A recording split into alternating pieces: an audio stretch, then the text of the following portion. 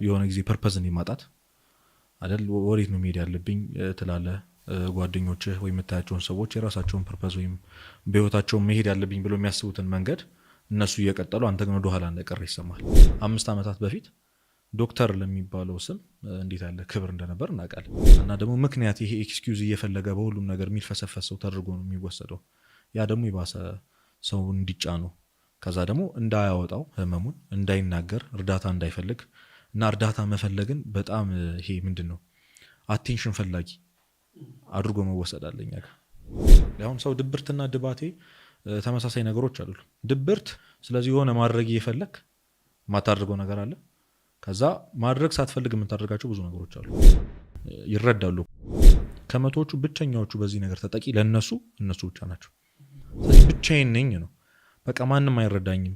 ይሄ አሁን እኔ እንደዚህ አይነት ስሜት ላይ ብትሆን አንተ እሱ ምን አለበት በቃ ይስቃል ይጫወታል ነው። አንተ ጋር ያለውን ነገር እኮ አላውቅም፣ ግን ለኔ የሚሰማኝ ሁሉም ሰው በጤነኝነት እየኖረ እንደሆነ በሰላም እየኖረ እንደሆነ፣ እኔ ግን ብቸኛው እየተጠቃው ያለው ሰው እንደሆነ የሚሰማው በጣም እኮ ነው የሚያመው። እኔ በጣም ፔንፉል ነው። አንተ ህመሜን ይረዳኛል ብለህ ሄደህ የነገርከው ሰው ጀጅ አድርጎ ምን ሆነ እንደዚህ ሆንከው የራስህ ጥፋት ነው እያለ ወቅሶ ቢመልስ እንዴት ነው? በጣም ብዙ ወጣቶች ደግሞ በጣም ይሄ ትራውማ የሚባል ነገር አለ። ጠባሳ የኋላ ጠባሳ አለበት።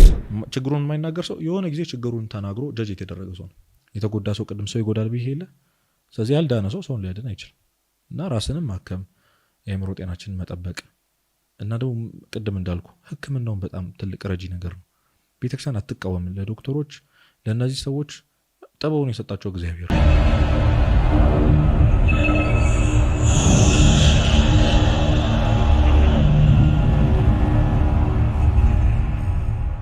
ቀላል አይደለም። ወጣት መሆን በራሱ ቤተክርስቲያናችን እንደምታስተምረን የእሳት እድሜ ነው አይደለ?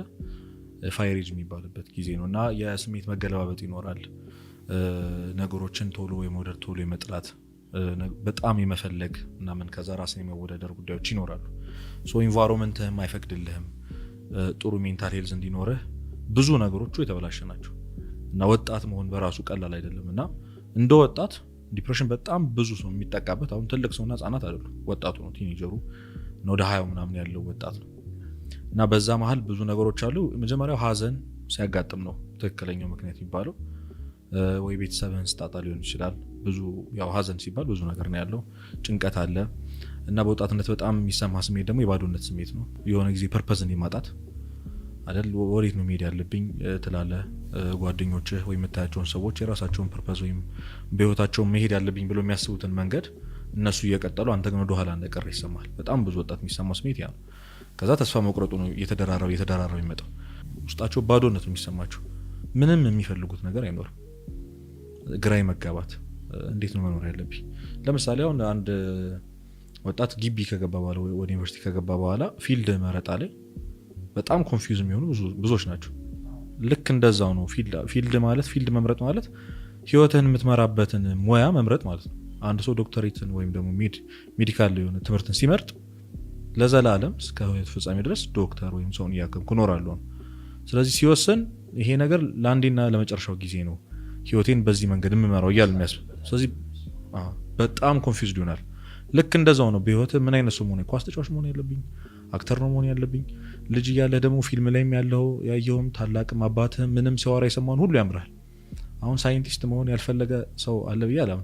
ከዛ ደግሞ ያው ጥሩ ኳስ ተጫዋች ስታይ እሱም ደግሞ መሆን ያምራል። ወጣትነት እንደዚህ ነው። በቃ ይገለባበጣል። እሳት ስለሆነ አትይዞም። ወላፈኑ በጣም ከባድ ነው።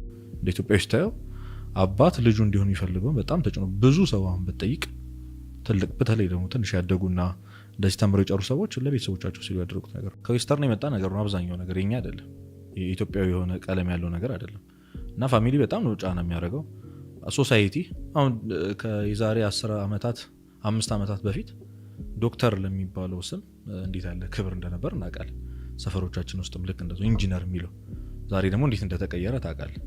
ልክ እንደዛው ነው። በቃ አባትህ እናትህ እንድትሆን የሚፈልግሉት ሰው እነሱ ያጡት በጣም የሚገርምህ የሚባለውም አባት ልጁ እንዲሆን የሚፈልገው እሱ በልጅነት ያላገኘው ነገር። ስለዚህ የመማር ዕድሉን ያላገኘ አባት በጣም ነው ልጁ እንዲማር የሚፈልገው። ቅድም እንዳልኩ ወጣትነት በራሱ ከባድ ነው ያልኩ። አንደኛ ከቤተሰብ ሰርክል ለመውጣት የምትታገልበት ነው። ገና የራስህም ስሜት ይመጣል፣ የምትፈልገው ነገር ይመጣል። ከዛ እዚህ ጋር ቤተሰብ ወደ ኋላ ይጎትታል፣ ሶሳይቲ ትምህርትህ ይጎትታል ከምትፈልገው ነገር፣ እዛው ውጥረት ውስጥ ትገባለህ። ሌላውም ደግሞ ገና ጫና የሚያደርግብህ ሰዓት ነው። አይ ምናምን ትልቁም ትንሹም ይመክርሃል። ወጣትነት ያው እንደምታውቀው ምናምን የተባለ ቃላት ደግሞ ያላቸውን ኃይል እናውቃለን ሁላችንም። እና ያ ተጽዕኖ ራሱ ከባድ ነው። ሀዘን ይገጥመሃል፣ ቤተሰብ ላይ የሚገጥመ ነገር አለ። የቤተሰብ የአባት የእናት መጣላት፣ በጣም ብዙ ምክንያቶች ናቸው። እኔ በጥቂቱ ነው ይሄን የምለው። እና ያ ነው ወዴት መሄድ እንደምትሄድ በቃ አለማወቅ ራሱ ውስጥን ባዶነት ያመጣል። ስለዚህ ለምን ነገር ፍላጎት አይኖራቸውም ዲፕረስድ የሚሆኑ ሰዎች። ስለዚህ እየገፋ እኔ ምን እጠቅማለሁ ወደ ማለት ይመጣል። ምንም የማደርገው ነገር የለም ወደ ማለት፣ መብላት መኖር ምንድነው ትርጉሙ? የህይወቴ ጥሪ ምንድነው? ለምን የተፈጠርኩት እና የሚሉ ጥያቄዎች በጣም የተደራረቡ ይመጣሉ። ለዛ መልስ ስታጣ ምንድነው ማድረግ የምትችለው? ተስፋ መቁረጥ ነው ያለ አማራጭ፣ መተው ነው ሁሉ ነገር። እና ሀዘን፣ ጭንቀት፣ ይሄ ባዶነት ስሜት እንዳልኩ። ሌላኛው ደግሞ ኃጢአት ነው። ይሄ በጣም ምንም ጥያቄ የለው። ለአብዛኛው ዲፕረስድ ለሆነ ወጣት ወይም በድባቴ ለሚጠቃው ወጣት ትልቁ መንስኤ ኃጢአት ነው። ቤተክርስቲያናችን ታስተምራለች።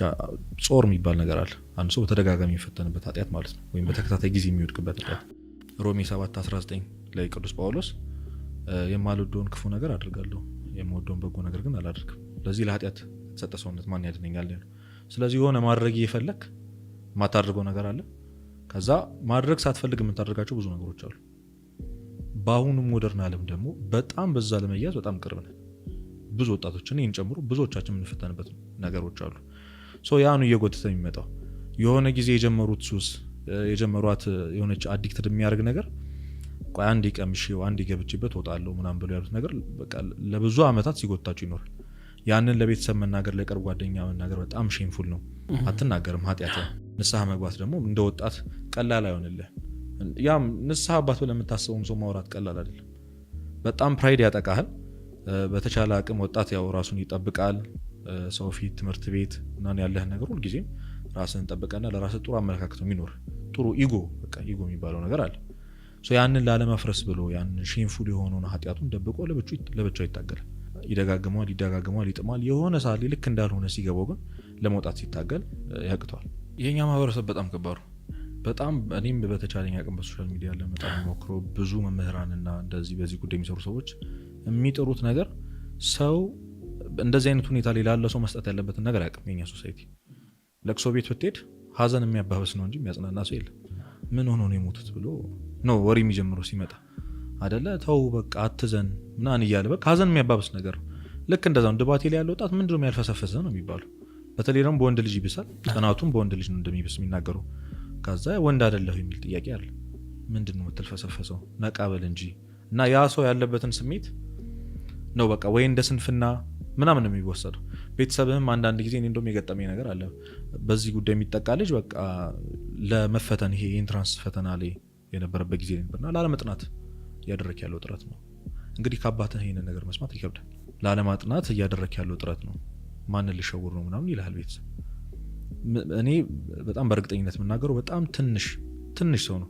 ማንም ይሄንን ስለዚህ ጉዳይ ማንም ያወራ የለም፣ እውቀቱም የለንም።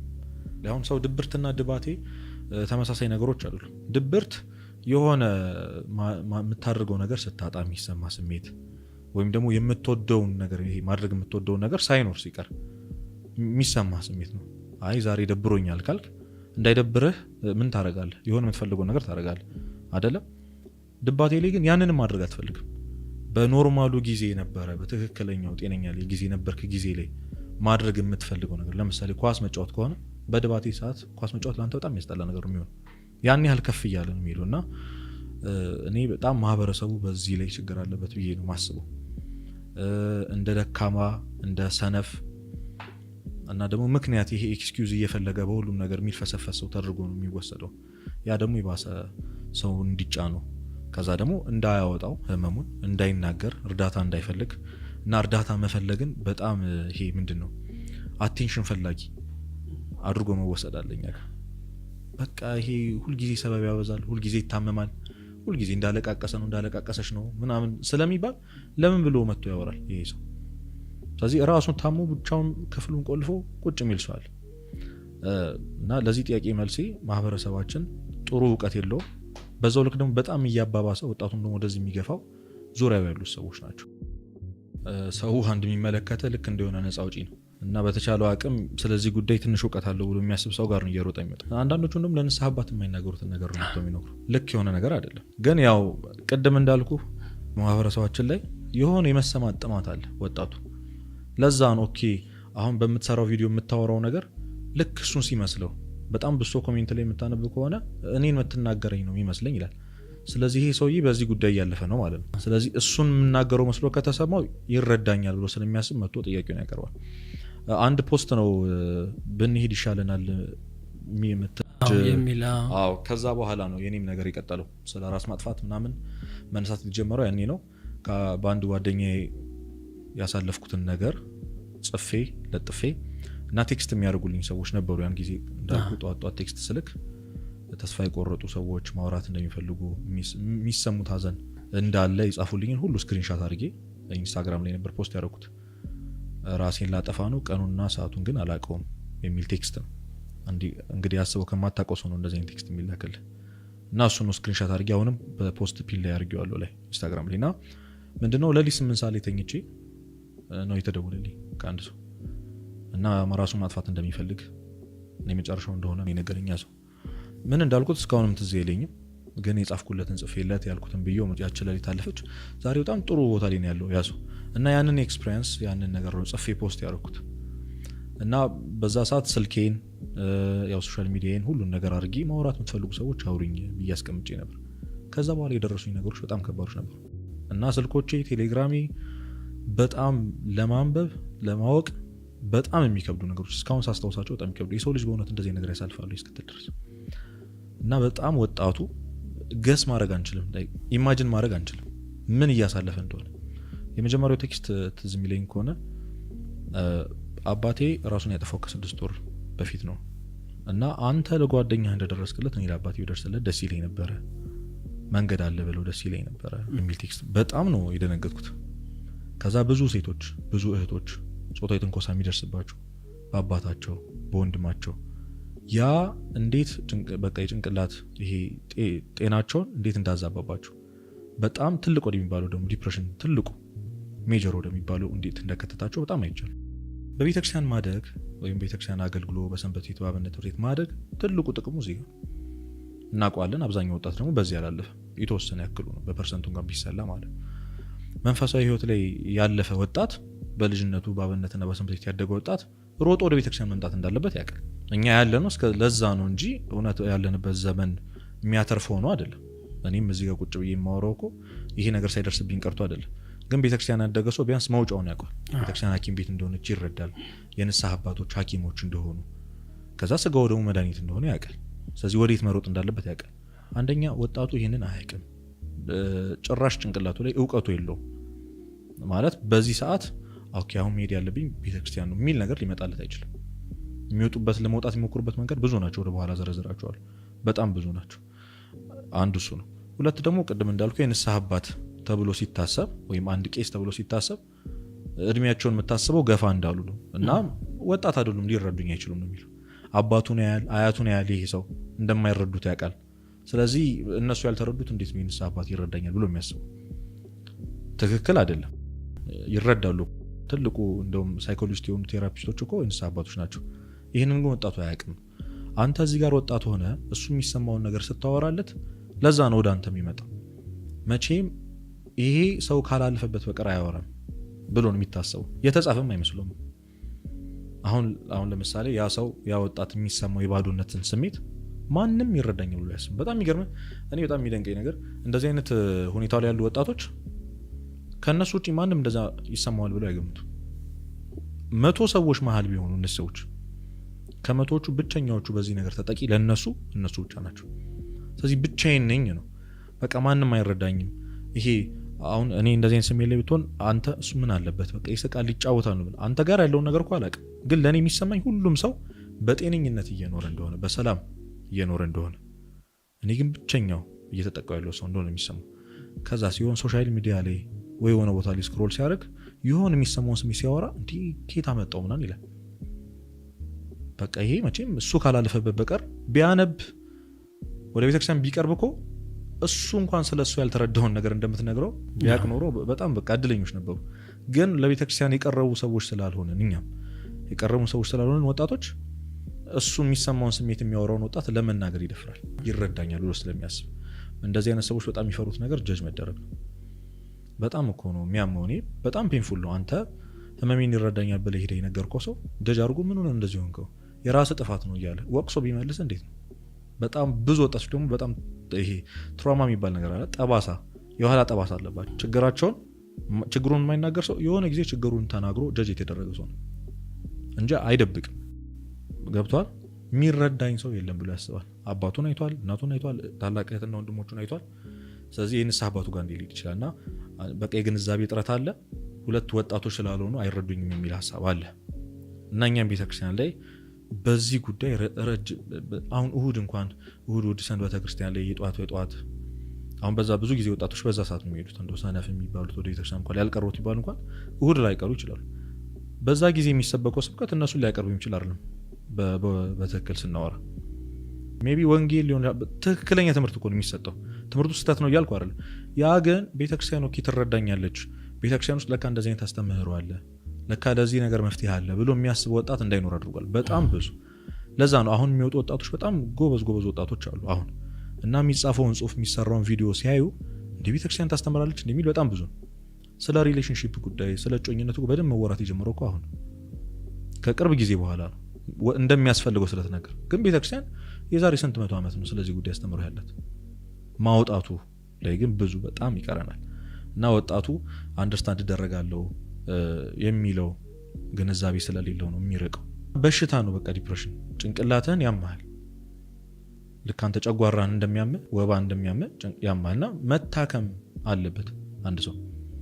ብዙ መውጫ መፍትሄዎች አሉ። ግን ፈርዘር ከሄደ መታከም ሐኪም ቤት ሄዶ የአይምሮ ሕክምና መታከም አለበት። እና ብዙ ሰው ወደዚህ ማሄዶ እንዲህ እብድ ባላሉ ምናምን ያው ታውቀዋለህ። የአይምሮ ሕክምና ስትገባ እንኳን ከታየ ጥሩ አይመጣም ለአንተ። ሶሳይቱም የፈጠረብን ነገር ስላለና አሁን እንደውም በደንብ ሐኪሞቹም ሳይኮሎጂስቶቹም በደንብ እያወሩበት ነው። መታከም የሚችል ነገር ነው። እርዳታ መፈለግ የሚያሸማቅቅ ነገር አይደለም። በቃ ጀግንነት ነው፣ ፈሪነት አይደለም የሚለው ነገር አሁን ነው ገና እየተነገረ ያለው። አሁን ነው እየተወራ ያለበት። እና ብዙዎቹ የሚያደርጉት ነገር ቅድም እንዳልኩ ብቻቸውን መሆን ይፈልጋሉ። ጨለማ ነው የሚወዱት። ከዛ በጣም የሚያጠፉት ነገር ይሄ ለዲፕሬሽን ተብሎ የሚሰሩ ሙዚቃዎች አሉ። ያው እንግሊዘኛ ሙዚቃዎች ነው የሚሆኑት፣ የዌስተርን ሙዚቃዎች ነው የሚሆኑት። በጣም የሚገርም 20 ሶንግስ ምናምን የሚል ታገኛለህ ለዲፕሬሽን የሚሆኑ እና በጣም ቀስ ያሉ እንድታለቅስ የሚያደርጉ። በዛ ስሜት ላይ ስትሆን በቃ ያንን ነገር ነው የምትፈልገው። እነሱ እኮ በእነሱ ምክንያት እንትን እያሉ በእነሱ አይን ለመውጣት እየሞከሩ ነው። እንዳልኩ ነው ዘፈን ማዳመጥ በምንም ታምር ለምንም ነገር መፍትሄ ሊሆን አይችልም። በጣም ትልቅ ነፍስን የሚያቀጭጫት ነገር ሙዚቃ ነው። በተለይ ደግሞ የዌስተርን ሙዚቃዎች በጣም ክፉ ናቸው። ነፍስ ላይ የሚዘሩት ነገር በጣም ክፉ ነው እና ስታዳምጠው ትካዜ ውስጥ ነው የሚከት። ዘፈን ትዝታ እኮ ነው፣ ምን ወደ ኋላ መጎተት ነው፣ ሌላ ነገር የለውም። የሚሉትን ነገር ላይ ያውቁ ይችላሉ፣ ግን ዜማው፣ ኢንስትሩመንቱ፣ ሁሉም ነገር ቀስ ማለቱ ወደ ኋላ እየጎተተው ይመጣል። አሁን ደግሞ በጣም እየተስተዋለ ያለው ነገር እኛም በጣም በቃ እንደው ዲቤት ማድረግ ያለብን ነገር እንደዚህ ቲክቶክ ፕላትፎርሞች ላይ የሚሰሩ ነገሮች አሉ። እንደውም በቅርብ ምናየው ቺርስ ምናምን የሚል ትሬንድ መጥቶ ነበር። ቺርስ ራስ ማጥፋት ኃጢአት ስለሆነ ብቻ ለምንኖር ብሎ በሚያሳዝን ሙዚቃ ምናምን ሰርቶ ልጁ ፖስት አደረገው። ቪዲዮ ቫይራል ወጣ። ከ200 እና ከ300 በላይ ሰዎች ቺርስ እያሉ ጽፏል። ስለዚህ 300 ምናምን ሰው ራስ ማጥፋት ኃጢአት ስለሆነ ብቻ ነው እየኖረ ያለው። እና ይሄ ምንድነው የሚጠቅመው? እኔ በውስጥ ገብቼ በጣም ለመናገር ሞክሬያለሁ። እንደዚህ የሚሰሩትን ሰዎች ምንድነው ወጣቱ የሚጠቅመው? አዎ ላይክ ሊበዛልህ ይችላል፣ አዎ ቫይራል ሊወጣልህ ይችላል። ግን ወጣቱን ወደ ኋላ ነው እየጎተተ ያለው። ኦኬ እኔ ብቻ አይደለሁም ማለት ነው። ስለዚህ ኖርማል ነገር ነው ምናምን እያለ እንዲያስብ ታደርገዋል። እና ሙዚቃዎች ልክ እንደዚህ አይነት ቪዲዮዎች በጣም ከማየት መቆጠብ አለብን። አልጎሪዝም ደግሞ ያው ፕላትፎርም እንደምታውቀው ኢንስታግራም ሪልስ፣ ቲክቶክን ብታየው አንድ ቪዲዮ ላይ ስንት ደቂቃ እንደቆየ፣ ላይክ እንዳረከው፣ ኮሜንት እንዳነበብክ እና ስንት ደግመህ እንዳየው ያውቃሉ። እና ያ ኮንተንት ምን አይነት ኮንተንት ነው ቀጣይ ይልኩልሃል፣ ያቀምሷል። አሁን እንደዛ ካረከው ሙሉ እንትኑ እንደዛ። ለምሳሌ የእግር ኳስ ምናምን ቪዲዮ አንዴ ላይ ካርከ ከቆየበት ቀጣዩ እሱ ሶ የምትፈልገውን ያውቃሉ ማለት ነው። በእንደዚህ አይነት ስሜት ላይ ያሉ ሰዎች የሚፈልጉት ቅድም እንዳልኩ አይነት ቪዲዮዎች ነው። በእነሱ ስሜት ውስጥ ያሉ ሰዎች ቀስ ያሉ ይሄ ዳርክ የሆነ ነገር ነው ፍላጎት ያላቸው። ስለዚህ አልጎሪዝሙ ይመግባቸዋል። በዛው እየገቡ ይመጣሉ። ወጣቱ ገብቶ ማህበራት ላይ ገብቶ ሰንበት ቤት ላይ መማር እድሉ በጣም አነስተኛ ነው ወይ በጣም ብዙ ግፊት ይጠይቃል። ስለዚህ የሆነች ጊዜ ለንግስ ነው የሚመጣው፣ የሆነ ጊዜ ለቅዳሴ ለመሳለም ነው የሚመጣው እና ያን የሚሰማው ነገር ነው እሱን የሚጎትተው። እና በአውደ ምህረቷ በደንብ መሰበክ ቢችል በደንብ መነገር ቢችል እዛ ያሉ ወጣቶች ቤተክርስቲያን እንደዚህ አይነት ትምህርት እንዳላት፣ ለዚህ መድኃኒት ለዚህ መፍትሄ እንዳላት እና ወጣቶቹን ለማሳወቅ ብንጥር እንደ ሶሳይቲ እንደ ወጣት ይህንን እንደሚሰማ ሰው አጠገባችን ስላሉ ሰዎች ማሰብ መጀመር። ይሄ ነገር ማንም ሰው ላይ ሀፕን ያደርጋል። የሆነ ሰው ሲያደርግ ሰማው ትላል፣ አጠገብ ላይ ሲደርስ ነው ሰው መደንገጥ የሚጀምረው ማሰብ የሚጀምረው። የሆነ ጓደኛውን የሆነ የሚያውቀው ሰው ራሱን አጠፋ ሲባል እንዴ ምናምን ማለት የሚጀምረው እንጂ የትም ሲሰማው ሩቅ ሲሰማ ወይ ምናምን ብለን ነው የምናልፍ። እስከ ዛሬ የሰማናቸው ዜናዎች ይበቃሉ። አሁን በአመት 7200 ሰዎች ናቸው ኢትዮጵያ ውስጥ ራሳቸውን የሚያጠፉት። ጥናቱ 10 ምናምን ማለት ነው ስታሰለው የተጻፈ ነው። 7200 ሰዎች በቀን እንግዲህ አስበው ስንት እንደሚሆን ሲካፈል። እና ይሄ ቀላል አይደለም። እንደንት በየቀኑ ነው የምንሰማው፣ በየቀኑ እገሌ ራሱን አጠፋ እገሌ ራሱን አጠፋች ሲባል እና ይሄን ዜና መስማት ማቆም አለብን። ልክ እንዳልሆኑ መንገር። ሰውን እኮ ግዴታ እንደዚህ አይነት ስሜት መሆን የለበትም እኮ ስለ ራስ ማጥፋት ለመምከር ሊሆነ ጊዜ ጠቅሟል። ዛሬ ያስጣጣከው ቃል። ስለዚህ እናት ልጇን መምከር መጀመር አለባት። አባት ቁጭ ብሎ መናገር አለበት። ምንም ሀሳቡ ሳይመጣላቸው ራሱ ሰብስቦ እንደዚህ አይነት ሀሳብ ከመጣላችሁ እንዲህ ነው የሚፈጠረው ብሎ መተው። ስለዚህ እነዛ ሰዎች ወጣቶች ለዛኔ ላይ ጠቅማቸው ይችላል። ነገ እንደዚህ ስሜት ላይ ሲሆን የአባቱ ቃል ነው ትዝ የሚለው። ስለዚህ በቃ እንደዚህ አዌርነስ በደንብ መስጠት ያስፈልጋል። ራስን መጠበቅ ያስፈልጋል። አንተ ደህና ካልሆንክ ሰው እንደና ልታረግ አትችልም። አንተ ራስን ለማጥፋት እያሰብክ በየቀኑ መሞት እየተመኘ ራሳችሁን አጣጡ ማለት አትችልም። የተጎዳ ሰው ቅድም ሰው ይጎዳል ብዬ የለ። ስለዚህ ያልዳነ ሰውን ሊያድን አይችልም። እና ራስንም ማከም፣ የአእምሮ ጤናችንን መጠበቅ እና ደግሞ ቅድም እንዳልኩ ሕክምናውን በጣም ትልቅ ረጂ ነገር ነው። ቤተክርስቲያን አትቃወም። ለዶክተሮች ለእነዚህ ሰዎች ጥበቡን የሰጣቸው እግዚአብሔር ነው። ስለዚህ ሄዶ መታከም ማፈር አያስፈልግም። እና እርዳታን መፈለግ ስንፍና አይደለም፣ ውድቀት አይደለም፣ ትንሽ መሆን አይደለም። በቃ ይህንን ማወቅ፣ ሰውን ማሸማቀቅ ማቆም አለብን። ስለ ራሱ የሚያወራው ህመሙን ለማውራት የሚመጣውን ሰው ማሸማቀቅ ማቆም አለብን። አንተ መቼ ነው አውርተህ የምትጠግበው? ዘመንን ሙሉ ስታማር ምናምን እያለን ያባረርናቸው ሰዎች ናቸው ሰው አይረዳኝም እያሉ የሚሄዱት። እና ጀጅ ማድረግ ሰውን ይሄ አሽቃባጭ ነው እባክህ እሱ ዝም ብሎ ልፍስፍስ ነው ምናምን ብለን የምናወራቸው ነገሮች በጣም መጠንቀቅ አለብን። ነገ በጣም ትልቅ ዋጋ ነው የሚያስከፍሉን። እንደ ማህበረሰብ እና እንደ ቤተክርስቲያን መሰራት አለበት ብዬ ማምነው ይሄ ነው።